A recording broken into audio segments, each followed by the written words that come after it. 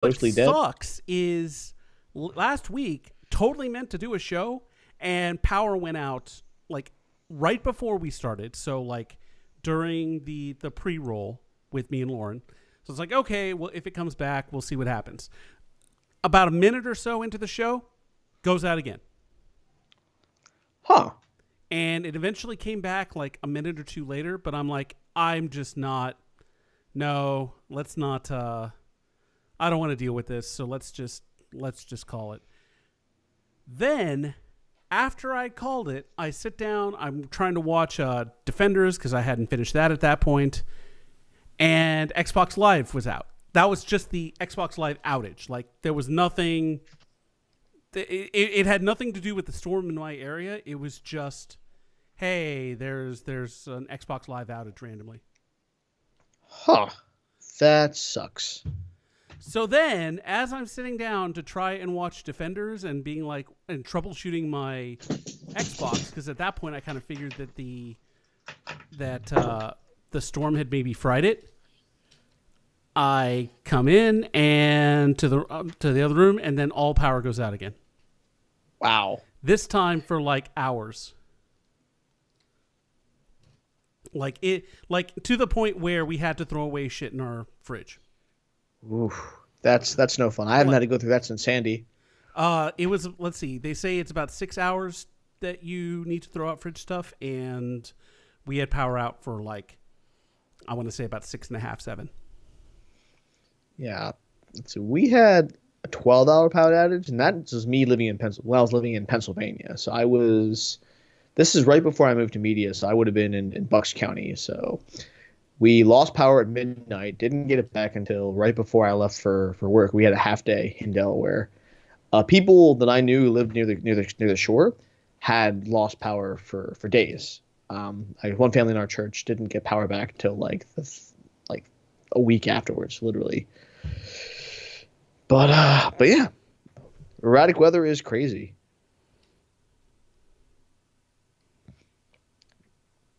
Now, I guess I shouldn't be complaining about weather right now. Yeah, that actually leads in. Are we streaming, by the way? Are we like we've live? been streaming. Oh, good to know. Then I can say hi. I'm Jack. And I'm Jonathan. And we are Glibshark. Lauren is not with us this week. She's doing something really, really awesome, which we'll get to talk about, I guess, next time we're all together in a Glibshark quorum. I mean, we can say what she did. It was pretty public. She was on Dragon Plus, which is one of the Dungeons and Dragons podcast live show interview things. She was on with, I forget the gentleman's name, but he was one of the DMs involved in the Stream of Annihilation, which Obo Crazy was also on. He went ahead and DM'd the One Rung Grung, the Grung one shot that they did, where Obo Crazy and Satine Phoenix and all these other people got to play as these froggy kind of creatures, and it was a lot of fun. I was actually just listening to it right before we started. Nice. It's one of the cool things about being involved in Dungeon Drunks is the inroads we've been making to other members of the Dungeons and Dragons community and the connections we've made.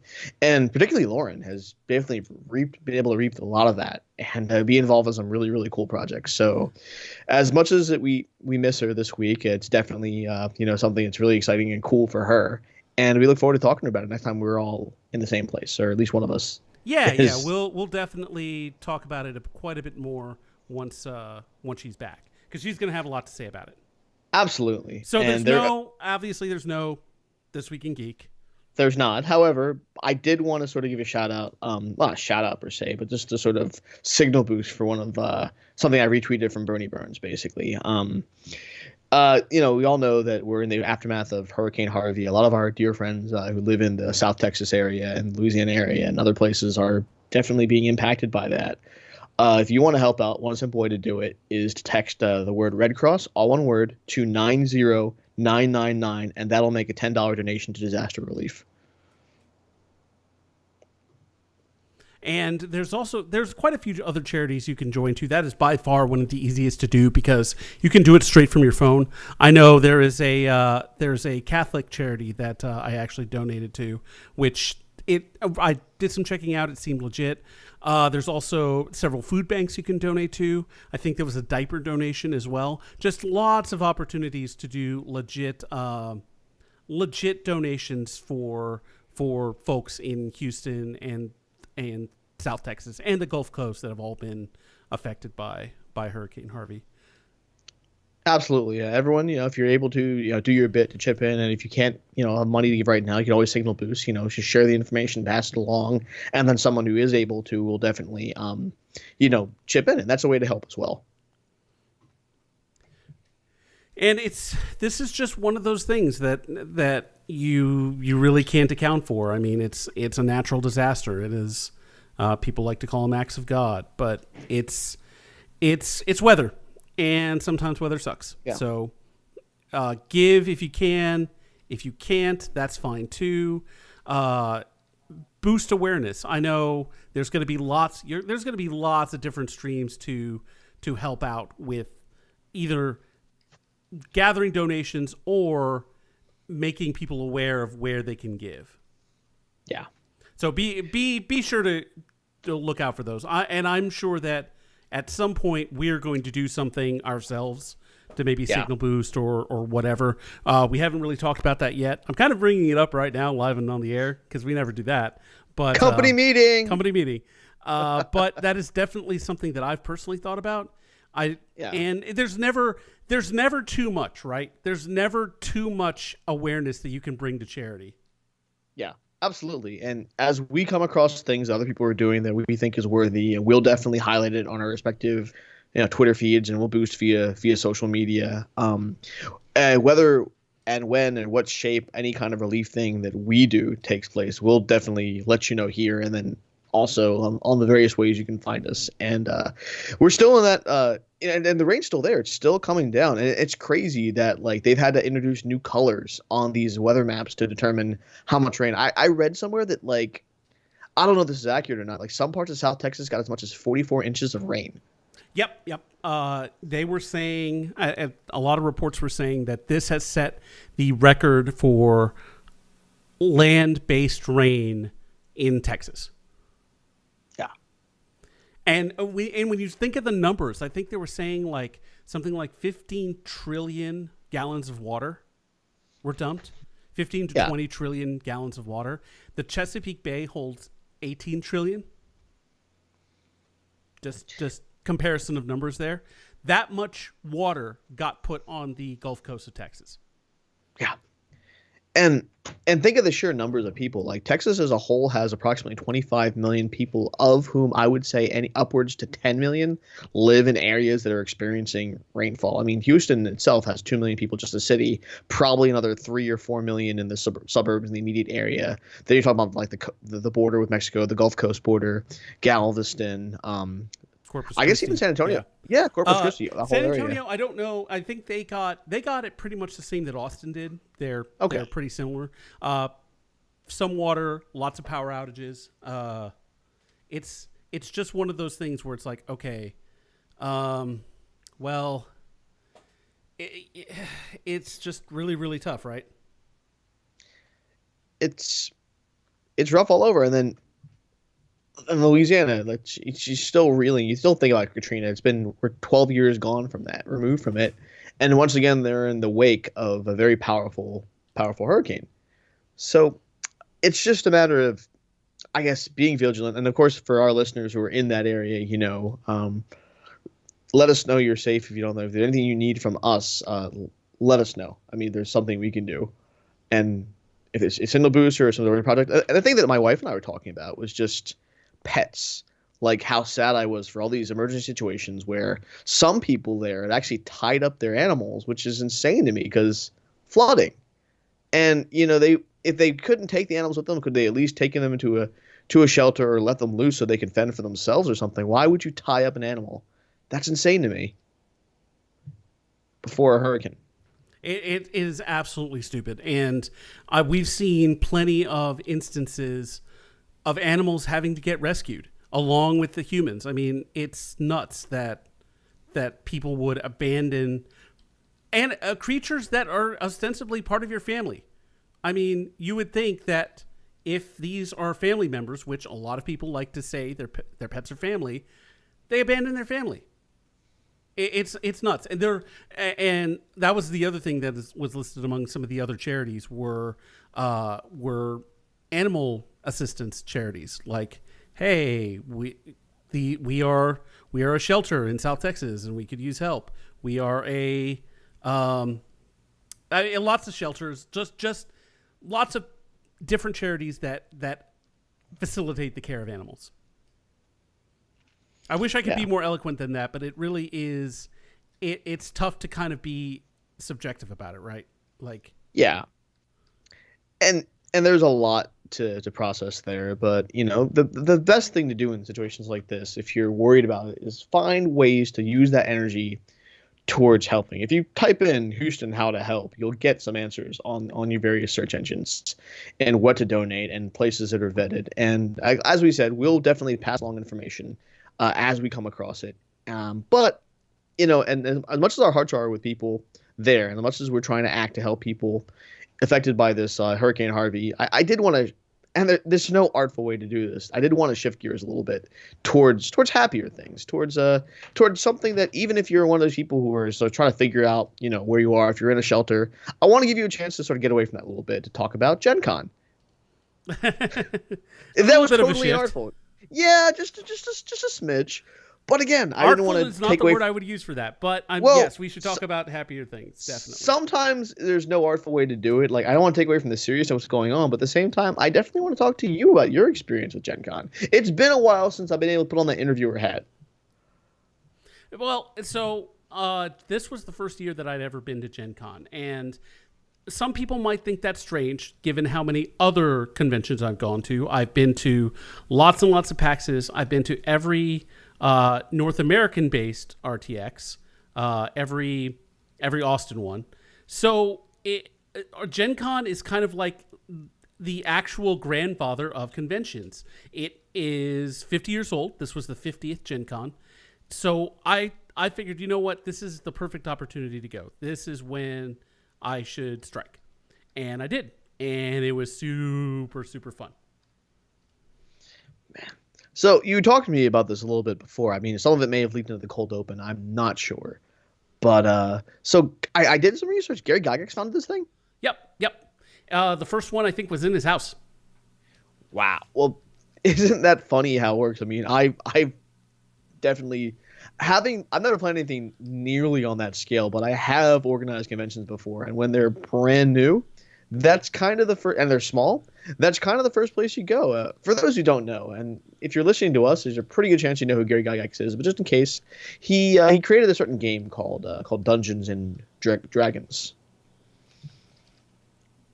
But how cool is that? And it's been 50 years going, and this is your first time going, and you described the scale of it to me as like...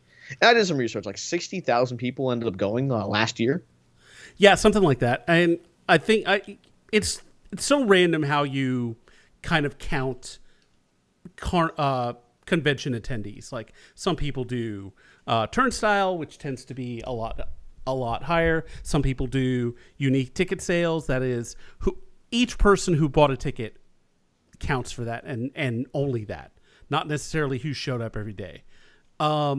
So it is huge. I've been to PAXs. I've been to lots of PAXs Prime, like I said. I've been to RTX. This felt a lot like PAX Prime, except much, much bigger. And I mean bigger both in attendance and in like actual scale of the physicality. Like, for example, the Indiana Convention Center, I think, is the 16th biggest convention center in the United States. It's much, much bigger than the Washington State Convention Center, where PAX Prime is. It's about, I want to say, twice as big as the one in Boston, and again, and like 5 times as big as the one in Austin. So that gives you, for those of you who have been to those conventions, that kind of gives you the scale when you compare it to those. And it's full. Like, there's just people everywhere. What is nice, though, is that the the convention center and the 6 or 7 attached hotels, there's plenty of room to find something to do and not feel crowded. Obviously, there are some things that are going to feel crowded because they're popular, but Sure. not always. There are still places to sit down and play a game or go and do an event. And that's the other thing that kind of Gen Con has on its own that's kind of unique is the events. First of all, unlike PAX or RTX, everything is ticketed. Everything. Like, and RTX has kind of started doing this event ticketing system that's sort of outside the, hey, you bought a pass to the convention, congratulations. They have started doing that for autograph signings where you have to sign up to get an autograph. And that has helped cut down on lines. It's also pissed a lot of people off because all of a sudden, instead of getting up at 6 a.m. and getting in line for a signature and pretty much being guaranteed that you're going to get it, you now have to sign up long before any of that happens. And you have to make sure that you have your ticket in order if you want to do a certain event. And that can be kind of frustrating. That was actually something that was kind of new to me, was this whole idea of, okay, I have my ticket to the con. Now I have to get my ticket to the event. And you know what? It worked out really well because it does sort of a crowd management deal where you don't really have to do anything. Like, if you show up to a gaming session, you know that there's only going to be a certain amount of people there the couple of hours that you're there. There are a few exceptions. Like, some of the vendors have like their own individual rooms for their products, and those are pretty cool. Like the publisher Rio Grande that makes they make Roll for the Galaxy, Race for the Galaxy, Puerto Rico Navigator. They make all these games, and they had their own kind of product room that they demoed stuff at, and that was a really good place to hang out. Then there was the expo hall, and oh my god, that was huge. I can imagine, like, if you have upwards of 60,000 and more people in your convention, the expo hall, essentially the space where it's the biggest space, it's got to be kind of a monster. Yeah, and so there was one area that we went to that was sort of a product demo area. It was attached to the expo hall, but it wasn't part of it. That right there was bigger than the entire expo hall at RTX. And Woo. it gave a lot of the spaces at PAX's a run for its money. I would say the only place that really compares size-wise is the Henry B. Gonzalez Convention Center in San Antonio, where PAX South is. And the difference is PAX South doesn't take up all of that space, not nearly. They have tons of room to grow down in San Antonio. So I could see if PAX ever had like a mega convention that could rival the size of Gen Con, it would be that one.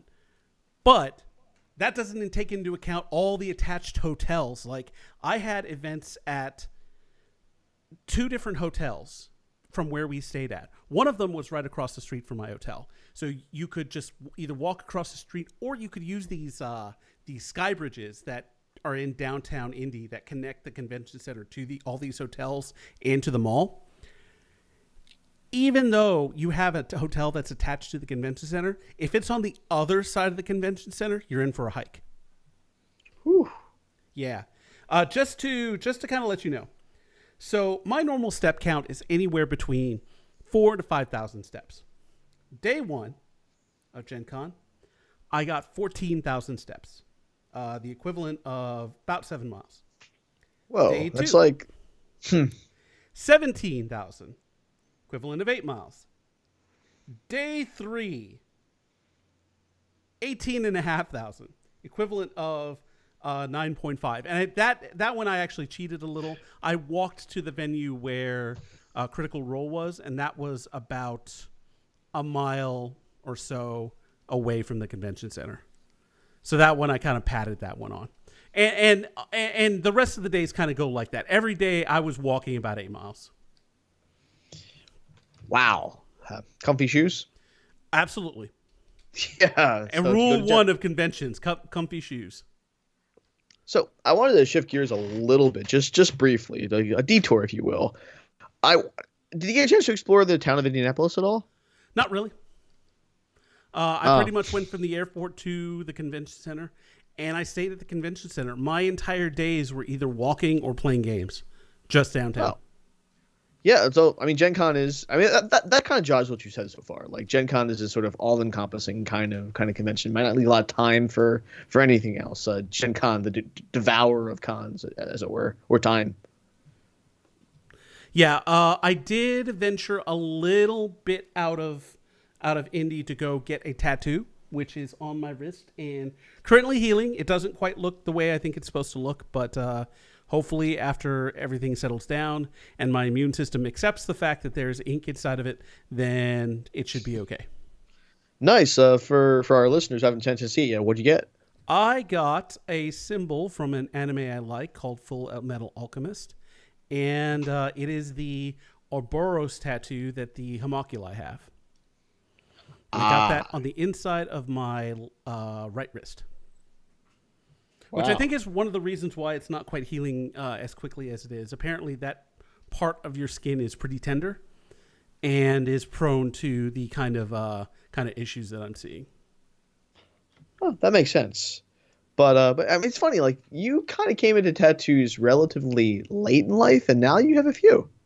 Yeah, I guess I kind of to shift gears again.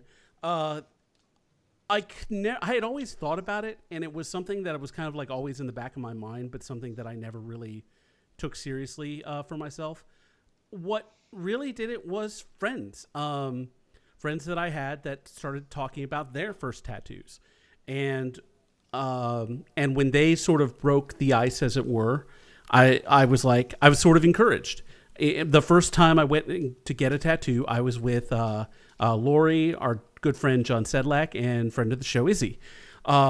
Izzy did not get a tattoo that day. She had already had one, and we were supposed to get Destiny-related tattoos at that appointment, but the design for hers didn't work out. She ended up having to go home to her own artist for that, and that's fine. That's like, if you're gonna get something, it has to be something that you really, really want, right? And what the artist presented her was not even close to what she wanted. So it's like, okay, I totally understand that. But she was still there. It was still lots and lots of fun. And that really was what helped me, was doing it with my friends and making it sort of a friend experience. This was no different. I went with a buddy of mine, the guy who got me to go to Gen Con. I've been hanging around with he and his wife the entire time. And we both got inked. He got the Eye of Sauron from the Lord of the Rings collectible card game on his shoulder. So not from the movie, from a card game. That's a bit off the beaten path. It's the design he really wanted, and Yeah. it's cool because like it's still recognizable as the Eye of Sauron, right? I mean, you're not gonna. It's very obvious, but it's a different design, and it's something that he's liked for a long time, even before. I don't remember if that game came out before the movies or not. Not sure either. We'll have to fact check that. How would you know? If I don't know about the Lord of the Rings card game, I doubt it's not exactly common knowledge, you know? Well, I mean, I know it's a thing now. I mean, it would require me to do research on live podcasting. I mean, I don't know how committed I am to that. Lord of the Ring. Anyway, so that it was definitely another group experience. It was very cool. Yeah, it was that was really the only time, aside from getting to the airport and then leaving for the airport, that we really ventured outside of walking distance of the con. Well, yeah, as you mentioned, it's all encompassing, and I'm glad you mentioned the whole being able to tie it back to the whole like friend experience, because I mean I feel like those are what define con experiences more than anything else. The opportunity you have to hang out with friends you may or may not other have the opportunity to. And I was thinking like Indy, like the only person I can think of that's from around that area is Katie Schenkel, but I think she's in Chicago now. She is, yes. Yeah. Yeah, but the only person I can think of even remotely tied to that area. And then I have two friends that live in South Bend, but probably aren't the Gen Con going types, and the recent parents, so probably didn't have the opportunity to go either. Well, it's actually pretty surprising because there doesn't seem to be a Gen Con going type. Even though it is definitely a geeky convention, the focus was pretty spread. There was lots of video game cosplay, for example, which for a convention that is primarily tabletop was actually pretty surprising for me.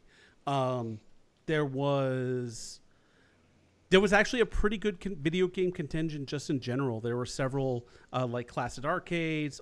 There were places that did like you could buy a ticket and then use a computer for a couple of hours. So you could play League of Legends or Overwatch or whatever with people there at the con. That was a lot of fun. Oh, so the options. That's really cool. And different delegations. Like games are games. I mean, I feel like at least my experience with these gaming related cons is that there's a couple of bad apples sometimes, but the vast majority of people are super chill and super enthusiastic and passionate about the games they play, and they're willing to share that passion, enthusiasm, and some are willing to teach, which I think is kind of a cool thing. Yeah, so there's lots of opportunities for that kind of thing. And I mean, that is the best thing about Gen Con is that it's very hard to do everything. Like I went and I feel like I barely scratched the surface, and I did quite a bit. We did do an escape room. They have escape rooms there that are specifically set up for the con, which were really good. The puzzles for them were excellent. They were great puzzles.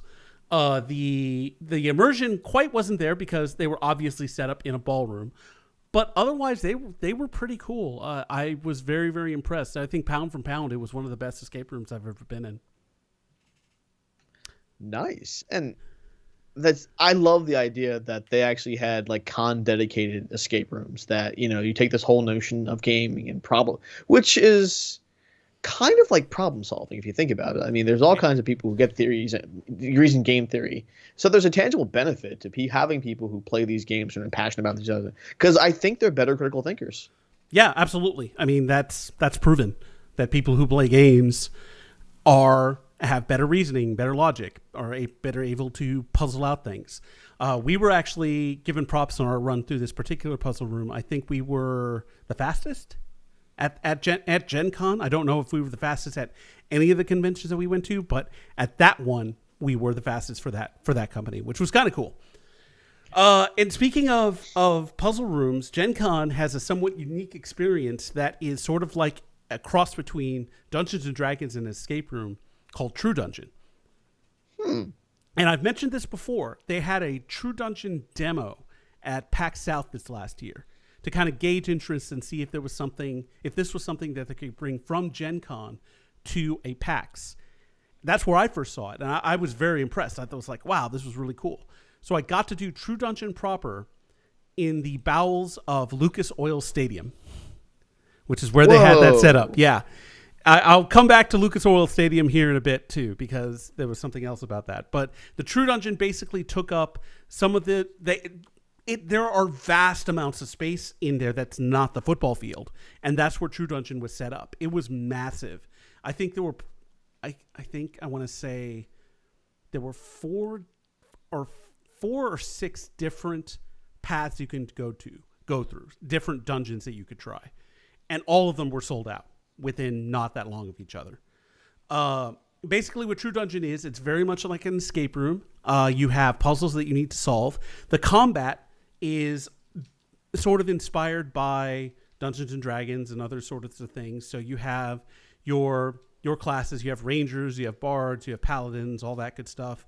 There are spellcasters that work pretty uniquely. If you want to cast a spell, you have to memorize a pattern on a card, and then when you cast a spell, the game master essentially asks you to produce that pattern, like says, hey, what is this? And then you have to tell them what that pattern or what that symbol is. And then if you're successful, then you successfully cast a spell.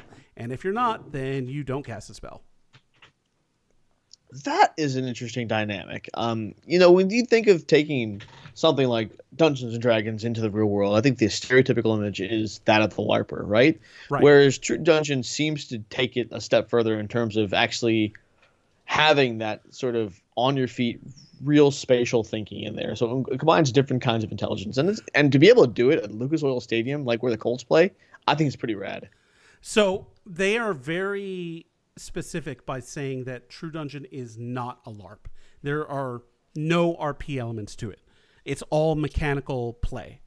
That said, it is still interesting mechanical play, and you can actually do either a combat-focused True Dungeon or a puzzle-focused True Dungeon. We did the puzzle, and I'm not going to lie, we were a little disappointed. The puzzles just really weren't that great. The combat was interesting, and some of the surprises you got during combat encounters were pretty cool. But I was a little disappointed with the experience this time. Not to say that I don't encourage people to try it. I think maybe this was just an off year. Well, and again, like when you're trying something, doing something new, like sometimes you're gonna with any game, there's gonna be hits and there's gonna be misses, but that's kind of part of the fun, like to figure out, you know, what makes a good game and what makes a bad game. And I know it's a little bit off the beaten track, but I'm a tangent guy. So, Jonathan, what for you makes a good game? It has to be engaging. Like, it really doesn't matter what the theme is. I like to say that my favorite game is a game of galactic conquest and politicking and combat. And my second favorite game is about farming. Yeah, so two It's got to be seemingly disparate engaging and it's topics. got to have replayability. You have to be able to have played it once before and then be able to come back to it and say, you know what, we're going to play this a different way, or we're going to use maybe a different race if it's Twilight Imperium, or I'm going to approach my game very differently, like in Agricola. I mean, you mentioned engaging games. Like, I can think of like two different dynamics, like the world that the game is set in and the actual mechanics of gameplay. Do you think good mechanics can overcome a bad world, or can a good world overcome bad mechanics? Both. I've seen both happen. I've been absolutely enamored with games because of the setting, but have crap mechanics. I've had awesome games that have awesome mechanics, and there either is no theme or the theme is garbage.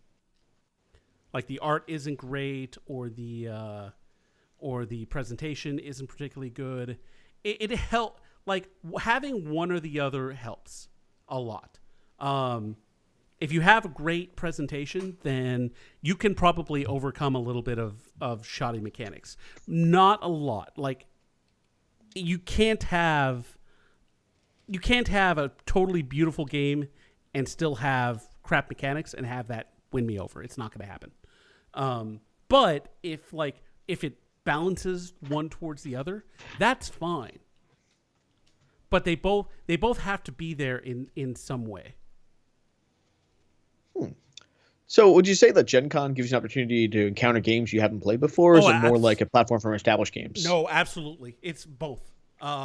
It's big enough to be very much both. Lots of games get released at Gen Con that you can demo and you can try out for the first time. And there are plenty of opportunities to play games you are already familiar with. So, best thing you played at Gen Con? That was new. That was new. I played. There's a game that I really, really like. It's sort of a party-ish game called Codenames. They released a two-player cooperative version that I got to play with one of my friends, and I really, really liked it. It was a very, very solid game. And it's new to me, but it's not new to the people who have done it before. I got to play a very unique game. It was by a company called National Security Decision Making. And the only way I can describe it is political LARP. That kind of name, like National Security Decision Making, that, aside from being an excellent company name, it telegraphs a little bit of what the theme would be somewhat. Yes. So basically, what it is a scenario that you play with a big group of people. I think there were probably 80 to 100 players in my session. What you do is you are set in a room, and you are given a briefing about the scenario of the game. In our case, it was in the 60s, right after the Korean War. So you had North and South Korea, and you had an environment that was pretty much ready for the Cuban Missile Crisis, for the Cold War. So at that point, after kind of the briefing, and you're told, hey, this is how you play, this is what you need to do, you are given a country and a persona to play. I got there, and there were 4 countries. There was the United States, the Soviet Union, the United Kingdom, and China. So, with those countries, within those countries, you were given a person or a faction. Some of them were based on actual people. Like we had Khrushchev in the USSR. In the United States, you had things like you run the Air Force. So you are in charge of the Air Force. So from there, you are then kind of given a situation, and you are given the opportunity to elect leaders. And you have certain goals that you want to meet. Basically, you want to try and further the agendas you are given based on your person. And you win the game sort of as a team, but not really. It was kind of weird. You didn't really win with your side. At the end, they kind of picked 8 players who they felt had done a very good job of playing the game. And that was a little interesting. I kind of wish I'd known that going in. It was my first time, and I did make a lot of mistakes, but it was still lots and lots of fun. I was a progressive.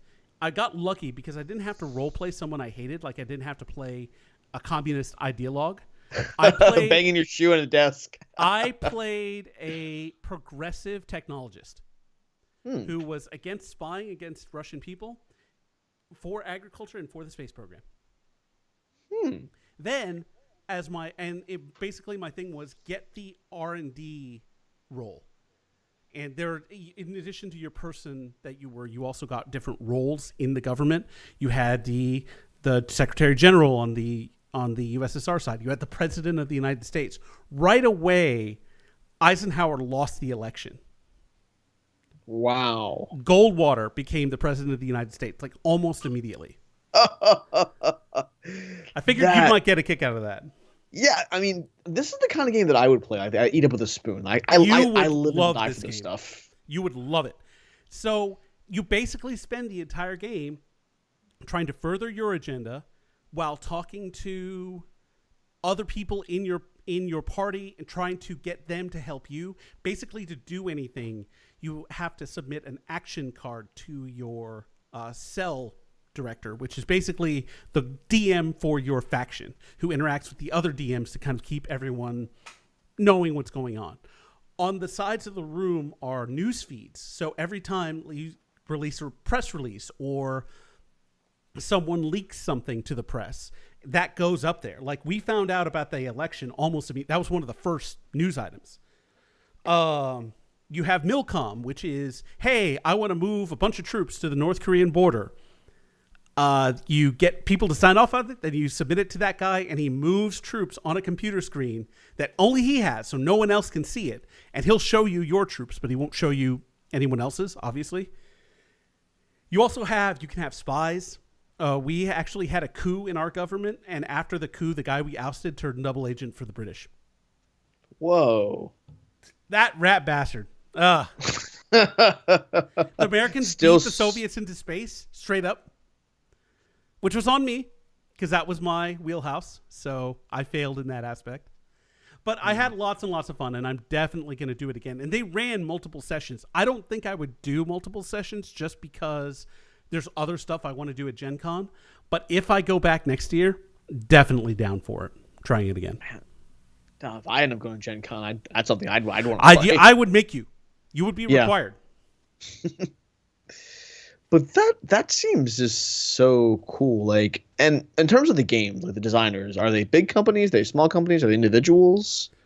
All of the above, just in Gen Con in general. This company was pretty small. I'm pretty sure it was all the guys in the room who were the kind of running the game. I think that was the totality of the company. Maybe they had another group like them running a game at the same time, but it wasn't very big. Sometimes you do have individual publishers or artists out at Gen Con on the floor. There's tons of art available too. Like you can go and buy any kind of art over any gaming subject that you want, or not even gaming subject, like just fantasy subjects.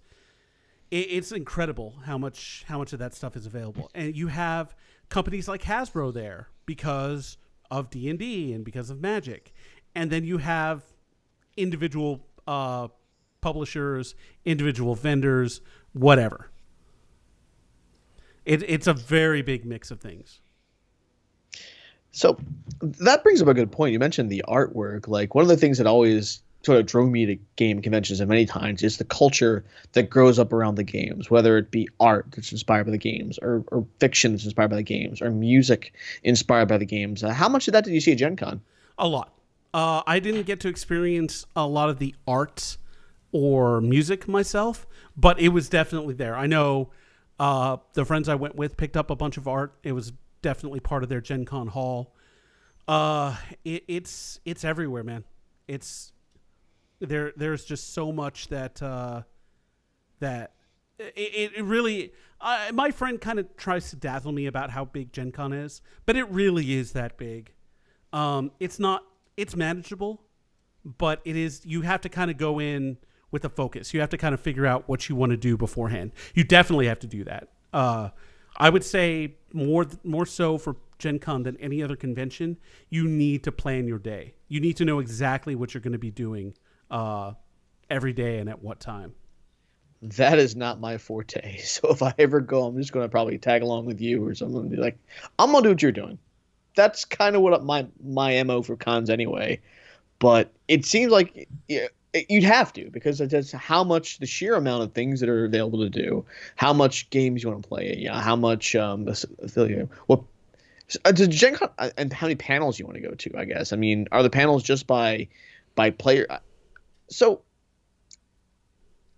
there's a question here eventually, I promise, but like, are there people who make a name for themselves playing tabletop games the way there are for video games or the way there are for other genres? Sort of.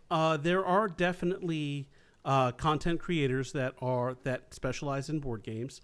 I know Dice Tower is one of those individuals. There are sort of designer celebrities you'll see around the con. I know one of the guys that I am acquainted with. He probably wouldn't know me if he saw me, but he owns a company called Z-Man, which makes tons and tons of games. He now works for WizKids, which is a different publisher, and you see those guys around. As far as like, there's not I think the same sort of community as for like YouTubers or I guess streamers and stuff, but it's there. Like I said, there are definitely YouTubers that specialize in board games.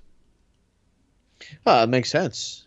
Like, there's YouTubers specialize in anything. They stream stuff. They do stuff. Does Twitch have much of a scene when it comes to tabletop games and board games, or is that more of a video game? That's more of a video game thing. Just I'm about to say, I should know. We stream on Twitch. Well, and the thing about Twitch and streaming board games is that it takes, if you want to do it effectively, it takes a lot of setup. If I wanted to stream a game on Twitch, as I'm doing right now, it takes a couple of programs to do. It takes a couple of programs and making sure the settings are okay. That's it. If you want to do a board game correctly, you have to watch shows like Tabletop or Dice Tower or some of those and see the kinds of setups that are required. Everyone has a camera. Everyone's board has a camera. There's an overall camera. You have to figure out sound. Do you want everyone to wear mics?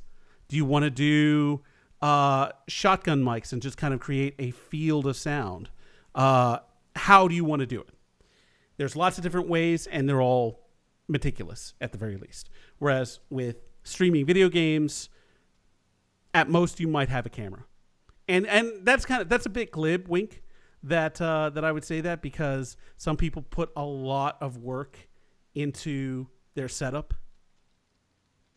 I mean, I know, I can't even tell you how many times our friend Jamie has changed her setup to be better, have more widgets, all that good stuff. Yeah, I mean, but the passion there, I think to some extent, that's what draws me to these conventions just as much as the subject matter themselves.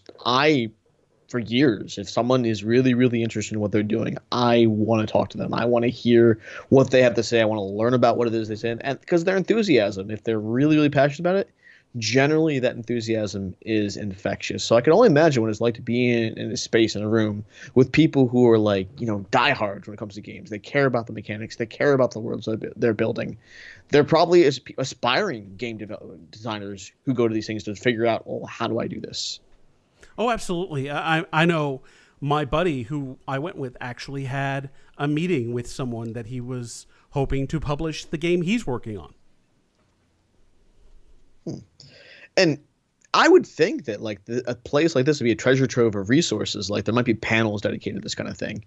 Oh, absolutely. There are as many panels are a big source of events, just like gaming events are. So those also fill up pretty fast depending on what it is. I know Critical Role had their live show, which was a separate ticket. Like it was actually more of a concert than anything else. And it was pretty good ways away from the convention. But then they also had just a normal Talks Machina panel where they just talked about the game and had an interview style deal. So yeah, there are tons and tons and tons of panels. What's funny, one of the panels I wanted to go to and ended up not because of things. I wanted to go to a decisive battles of the Pacific War, of World War II. It would have been right after the game where the Korea game. So you would have done a Korea game, and then you would have in the same room had a talk about Pacific War battles. And that sounded really interesting to me. So I wanted to do that, but I had to run off and go do something else at that point. That's and you addressed that before, the idea that there's so much to do that there's no way to see it all, that even if you're to come back next year and try and chart a different course where it's like, well, last year I missed this, but this year I'll do that, there'll still be stuff that you're not going to be able to see. Yeah, totally. Real quick though, and overall, I guess to tie it off, I had a really awesome time at Gen Con. I want to go again. We'll see if that's in the cards. Who knows? Maybe one day you'll see Dungeon Drunks out there. That would be so awesome. Oh man. And Indiana's not that far from here, relatively speaking. I mean, it's a hike by drive, but it'd be a very, very short flight. Yeah, my flight really weren't that bad. It was pretty manageable. Yeah. But one thing I did want to talk about, have you watched The Defenders? Not yet. Oh, well, I thought you had. I thought you'd watched the first episode or something. So here's the thing about adventures in parenting. I'm a little more self-conscious about what I put in front of Maggie now that she looks at the TV. Like in her first month, it didn't matter. She could barely focus her eyes. But now when the TV's on, she specifically turns her head to look back. And I don't know what she's picking up from or what she's doing. So if I do watch Defenders, it'd have to be something I'm doing while I'm washing dishes or while she's sleeping. And the reviews have been mixed. So I haven't had the same enthusiasm. Like when it first came out, when they first announced the idea that Daredevil, Iron Fist, Jessica Jones, and Luke Cage were going to team up, I was all about that. But then Iron Fist came out, and then I haven't watched that yet. And then the reviews came out for Defenders, and all of a sudden I'm like, I'll get to it when I get to it, I guess. But without getting into spoilers, do you think it's worth my time to watch? I think your current attitude of you'll get to it when you get to it is completely justified. Its big problem is that it's slow. So just to compare, the 2.5 hours that the Avengers is, and I'm going to compare Defenders to Avengers a lot because how can you not? The 2.5 hours of Avengers, you are reintroduced to the cast of characters. You get to know them. You get to know this threat that they're coming together for. And within an hour and a half, they're fighting Chitauri. They're flying around, shooting stuff, fighting stuff, dealing with this world-ending threat. After 3 hours of Defenders, you get to the first fight. Before that, you had everything Avengers did, but twice as long. So how long is Defenders again? Is it 13 episodes, or is it just 8. like limited? That's at least it's shorter. That's still a lot of time. It's still slow. It feels slow, especially when you consider other superhero team ups did things faster. Like, I will not pretend that the Arrowverse crossover of Legends of Tomorrow, Arrow, and Supergirl, it was not perfect. There were definitely problems with that. But they got to things much quicker. Much quicker. By the time they got around to actually dealing with things that they needed to deal with as a group, it had already been fairly interesting and amusing. Like I said, there were other problems. It was definitely not perfect. But somehow Defenders did it worse. It was kind of amazing. It's like, wow, the goofy, happy-go-lucky Flash and Supergirl did this team up better than a purpose-designed team up. Like, when they announced everything, I was like you. I was super excited. I was like, oh my God, this is going to be like a violent kind of lower-key Avengers, and it's going to be great. Guess what? It's not. So can I just skip right to the action then? Can I miss the first 2 chapters and just read them on Wikipedia or something? No, I mean, if you're going to, like you said, it's not a terrible amount of time. You're just probably going to feel the same sort of frustration that we all felt because they take too long to reintroduce people. They take too long kind of going over, okay, this is what is going on. This is why the Defenders are a thing. It really needed to get to the point a lot better, a lot faster. And some of those problems are with the Iron Fist. Once again, by far the weakest of the Marvel series on Netflix, and that trend continues. That's very disappointing. And I can see, I imagine I'd be doubly frustrated with the whole going through reintroducing people because I'm pretty familiar with these characters. I've read all 4 of their comic books. I'm a Jessica Jones fan. I'm a Daredevil fan. I'm even an Iron Fist fan. Luke Cage, I love Bendis' run of the Avengers. And I've read a lot of Luke Cage stuff. I went back and found it. And I get that these MCU versions are different. But the core of the characters, as far as I know, is basically the same. So to sit there and have them explain, oh, Danny Rand was, grew up in Kunlun and has mastered the Iron Fist. Or, Luke Cage has unbreakable skin. Or Daredevil is blind but can see things. Like, I know all that already. I don't need 2 episodes to walk through and explain it to me. I know Sigourney Weaver plays the villain, right? Mm-hmm. How does she do? I guess is the question I'm trying to get at. The problem is the decisions that are made in the show, in the story that she makes, are really questionable, which is really interesting because they well, it's not really interesting. It's very flawed. They have her come across as this old wizened leader of whatever. But the decisions she makes just in this small amount of time that Defenders takes place in are really questionable. You get to thinking, how did this person become this powerful? Like, what was the deal? How would that even happen? So, and that's more to do with the writing than anything else. I think Sigourney Weaver as an actress did just fine.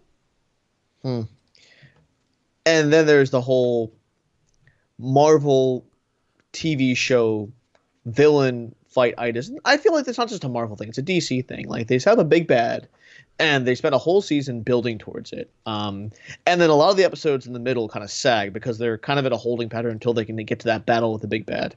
You mentioned that you get 2 episodes before there's any fight. How much sag 3. do I have to do it? More like 3.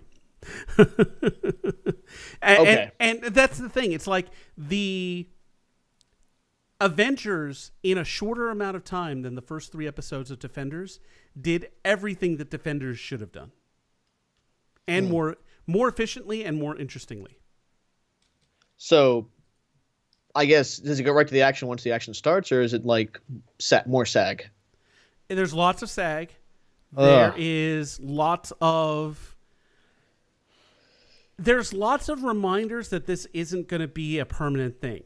The characters go out of their way to tell each other, no, this is just temporary, blah, blah, blah. We're just doing this for now. And it's like, okay, we get it. There's not going to be a Defenders series again for a while. They're going to all go back to their own shows. We understand. And another thing about the writing that really irks me, and this is true of all of the other series as well, the fact that they're not willing to recognize any other Marvel property other than each other. It's almost as if it's a separate universe.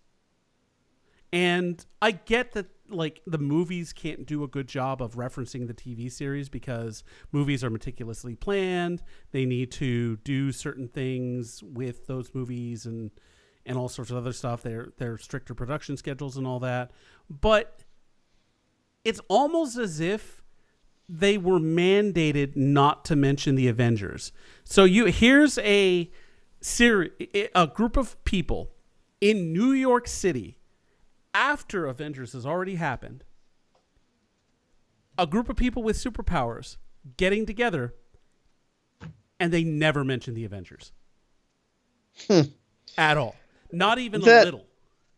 That seems to me more Marvel Studios inside baseball, because as I understand it, TV still reports to Ike Perlmutter or whatever his name is, and Feige has the actual films as his own kind of thing.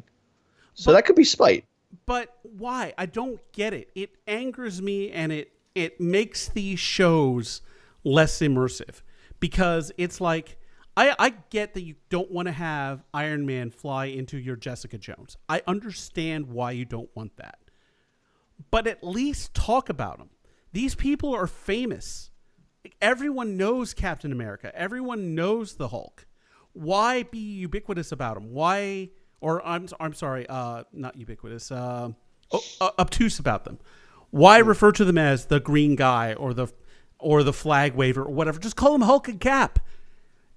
And this time, like I said, with this show in particular, because you had superpowered people getting together in New York fucking city, and you don't mention the Avengers at all.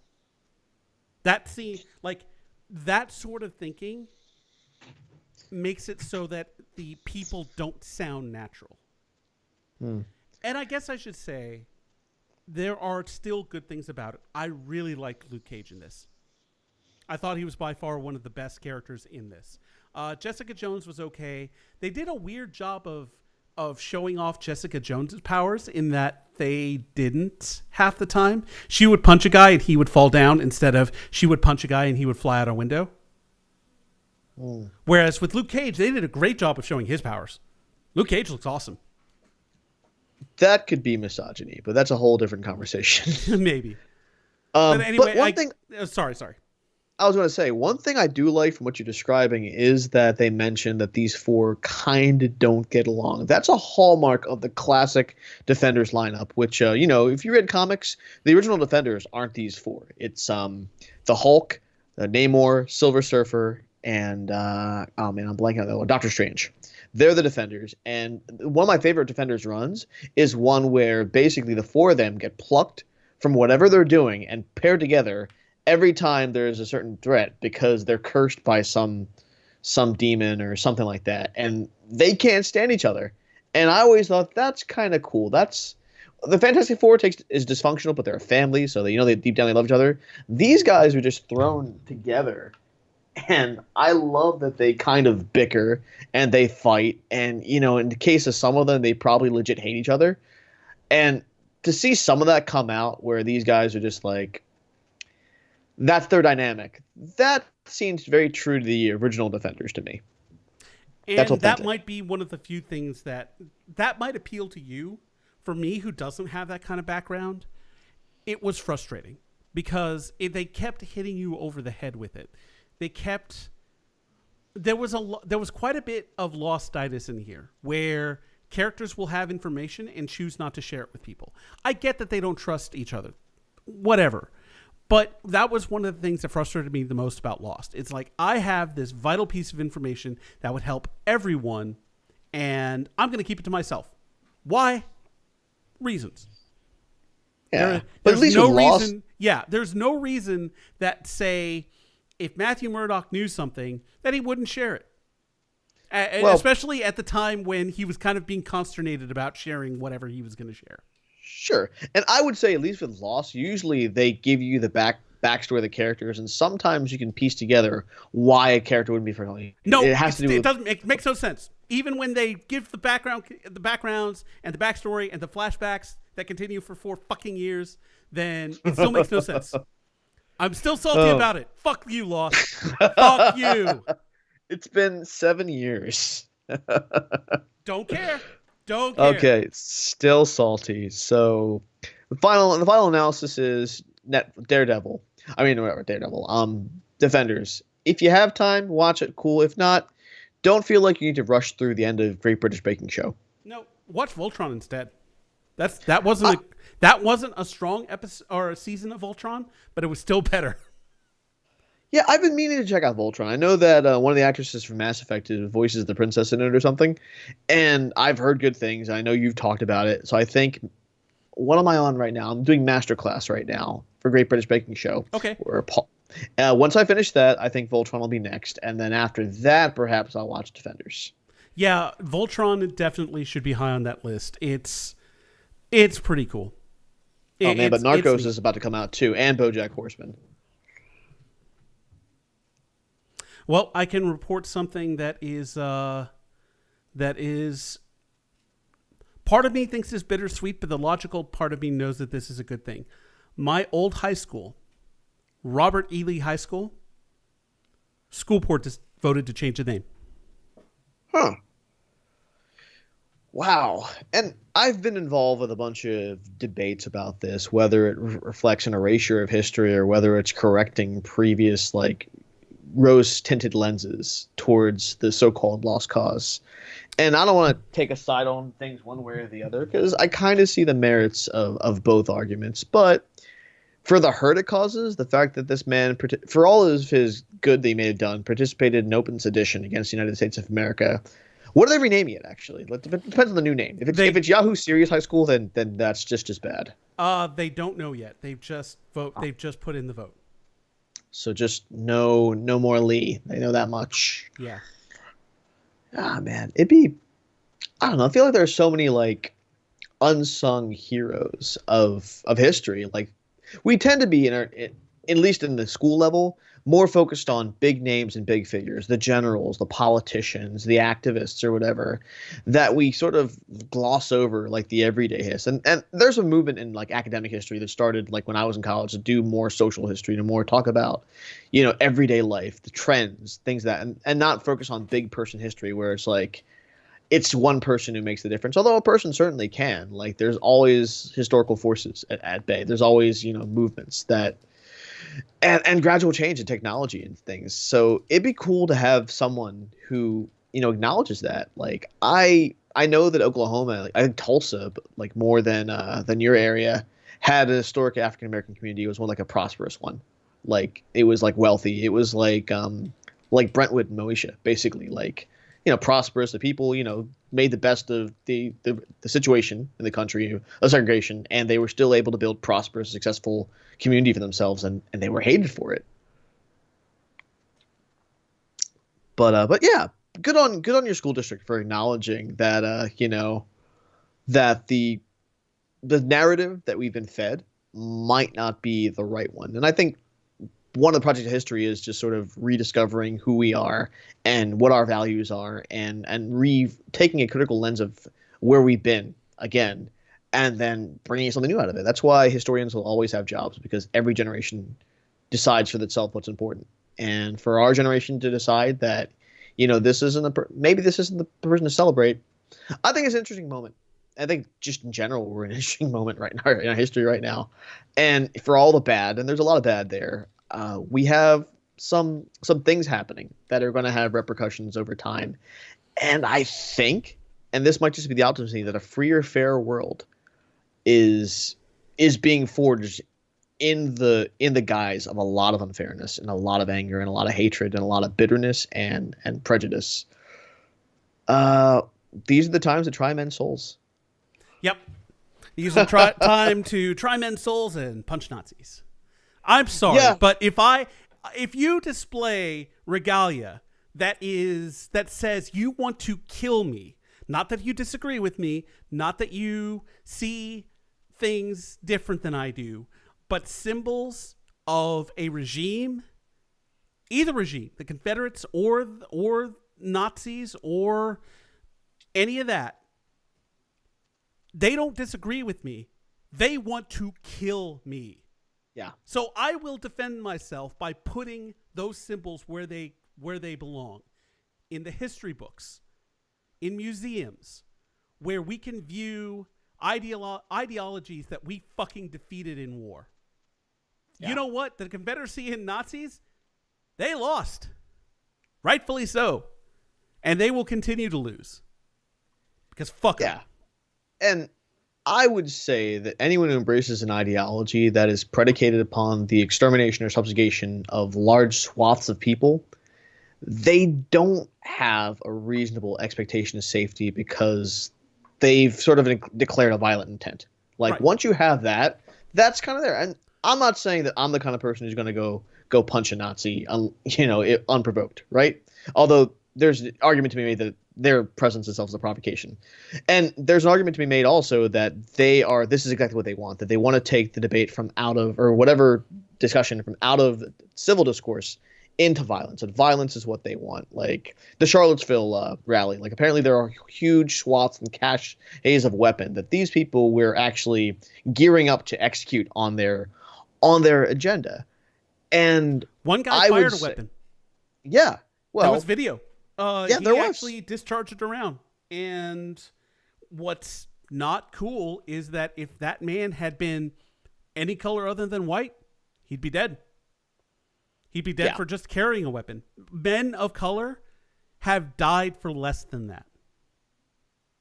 And that's one of the things that's really coming into the limelight, that, we thought, for whatever reason, or some people thought that we were past, racial discrimination, that the attitude towards racism to have is that if you display any racism at all, you're tainted for life. But when the reality is, to varying degrees, a bunch of us have these unconscious biases. And maybe the more productive way, I mean, granted, you can't really talk to extremists, but the vast majority of us aren't extremists. The ones who are, open to civil discourse, we need to be open and honest about the biases we have against ourselves, against people of color, against white people. That's something that's happening now.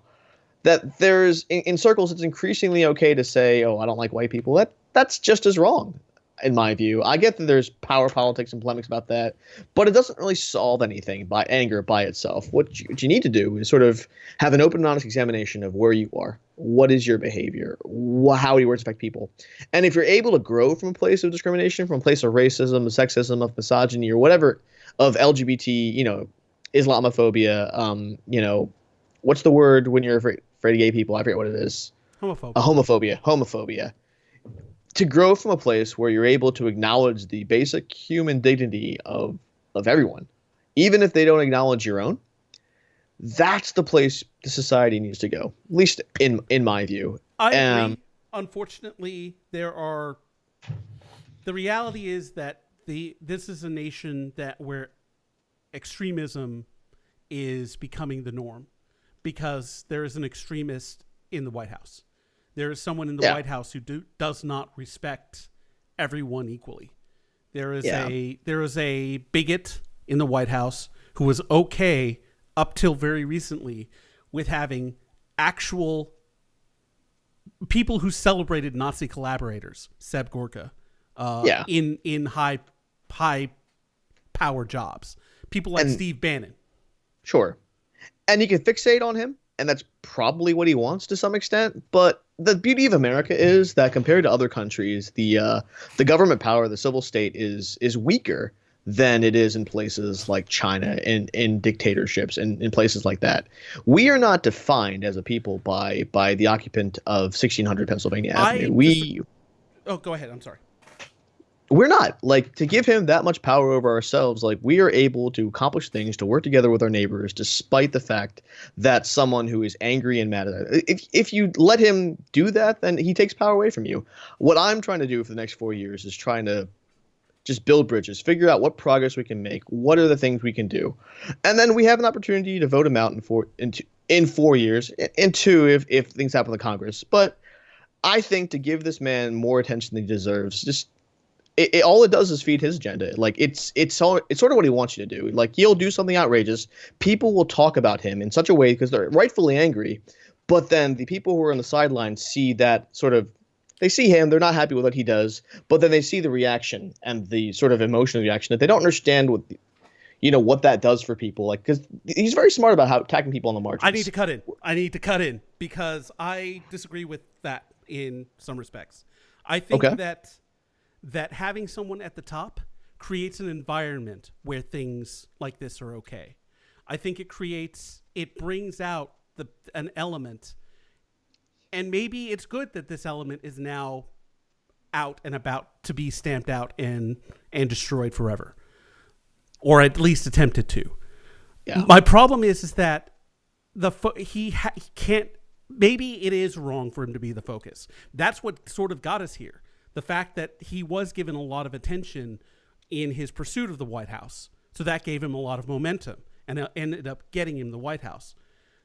And I think building bridges and creating a place where we can all come together is wonderful.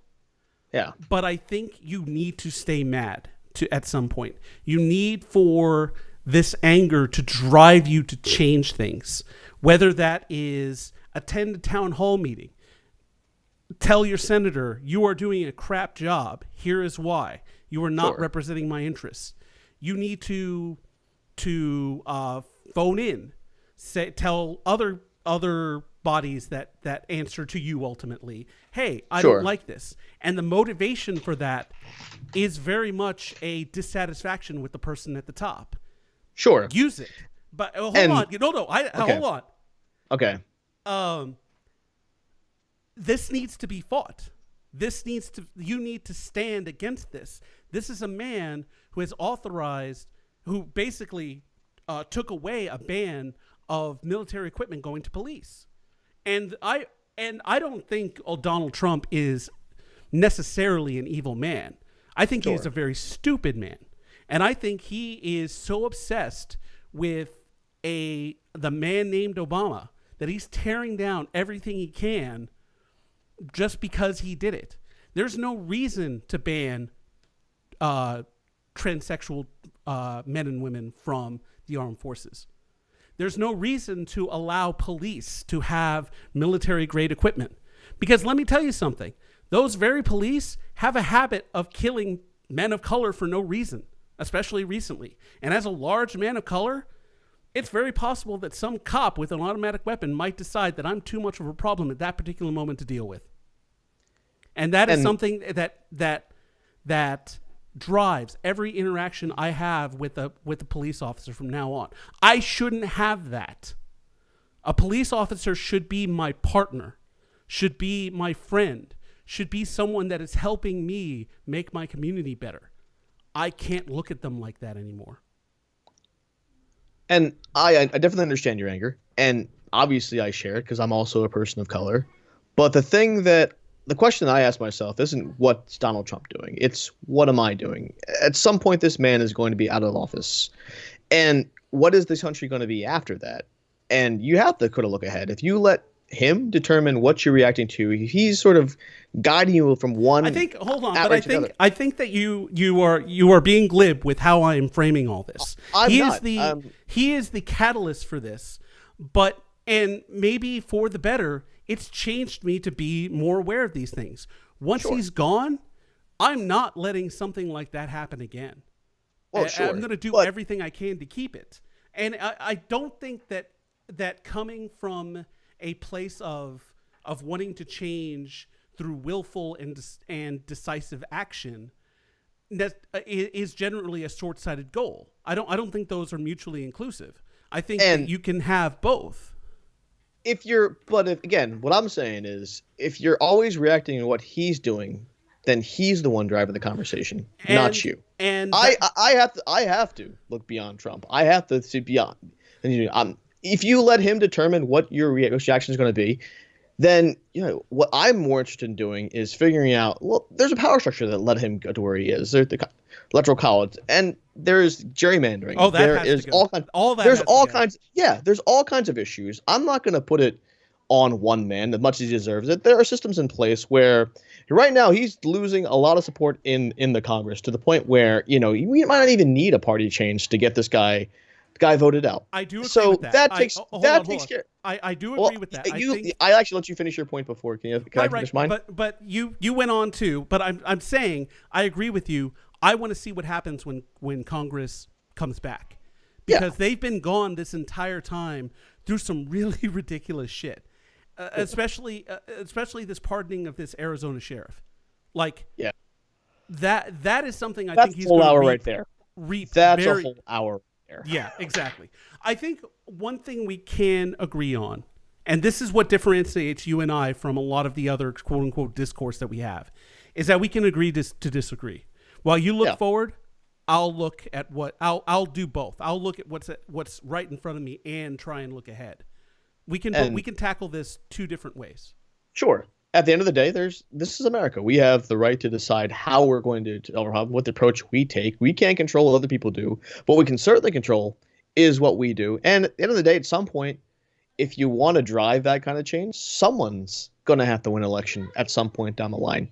So you can use anger, you organize, you get behind a candidate, you build what you need, you pass laws. Illinois did this great thing where they're basically opting everyone into voting, where if you don't want to register to vote, you have to tell them. Otherwise, you're automatically registered. Which is the way it should be. Yeah, absolutely. And, restricting voting rights has been historically a tool of one party. Actually, it's been used by both parties throughout the history of this country. It's been used against a set of people. Well, all kinds of people, actually. So what you need to do is just look at what's going on. And I would also say, pay attention to your state houses. Look at what's going on in Austin. Look at what's going on in Harrisburg, going on in Albany, going on in Sacramento. Because what happens there shapes your life just as much as what happens in the federal government level. And if you're looking to affect change, if you're looking to do that, I mean, that's one place to start. And if you're thinking about it, oh boy. Got some background noise, but I feel like you and I should have a whole, you and I should probably have a whole show about this. Maybe we come up with a sort of, political shark kind of episode where we just sort of not vent about this stuff necessarily, but actually talk about actionable things and maybe have a reasonable debate about where we stand on these things. Like the greatest debate in the history of this podcast since the Superman Batman one we had about 7 or 8 years ago. Although perhaps the stakes are a little higher on this one. I think this one is a little more important. Just a wee. You got 15 extra minutes of Shark, people. I mean, you must feel very great about that. But man, that's so great that we were able to talk about Gen Con, talk about Defenders, talk about, these issues. And I feel like one of the cool things about Glib Shark is we're able to bring our total selves. If there's something on our minds, I don't say, oh, we shouldn't talk about it because it's politics, or you shouldn't talk about it because it's religion, or you shouldn't talk about it because it involves Iron Fist. We'll talk about it. We'll address it right here on Glib Shark. And that's why I got to tune in, every fortnight, which seems to be our regular release schedule at this point. Not by choice. Not by choice, but we should at cut least it off. fortnightly. We should end this one so that, I feel like we ran out of steam a while ago. We did. So you can follow him at @road_block. Follow me on Twitter at Jack Edithil. Follow the one who's not here at Obo Crazy, and us at Glib Shark. Our music is done by Linnea Boyev. Bob Ball does the little announcer, the words at the beginning and end of the podcast. On behalf of Lauren, Jonathan, and the entire Glib Shark staff, this is Jack Edithil saying good night, good health, and stay woke, my friends. Where the fuck did that go? Okay, there it is.